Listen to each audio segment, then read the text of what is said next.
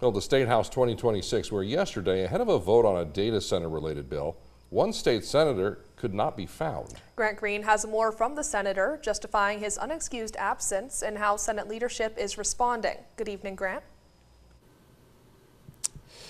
Good evening, Brian and Kara. It had been decades since a call of the House order had been put in place, which required such an extensive search and also for the doors of the Senate floor to be shut. And I spoke with a group of senators who had a mixed bag of opinions on what unfolded.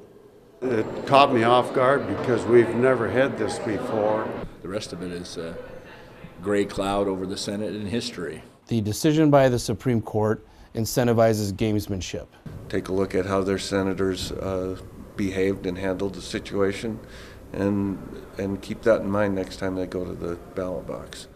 Piedmont Senator John Carley was last seen hours before floor votes on Tuesday. He could not be found for a vote on a bill that would have given the governor's office the ability to provide rebates for sales tax bills owed by data centers or any large projects.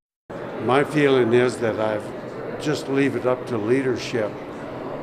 I don't feel like I'm qualified to make a comment on what goes from here on. Spearfish Senator Randy Dybert said lawmakers should always vote, even when they don't want to.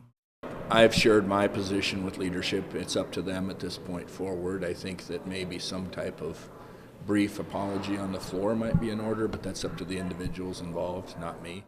A Senate bill needs 18 votes to pass. Supporters of Senate Bill 239 were banking on a 17-17 tie and have the lieutenant governor be that 18th vote. Carley's absence ultimately did not matter because supporters only garnered 16.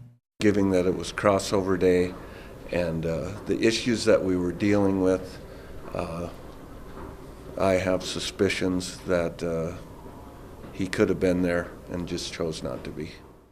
Senator Chris Carr, not absolving the lack of communication from Carley, said the sudden absence of lawmakers is nothing new.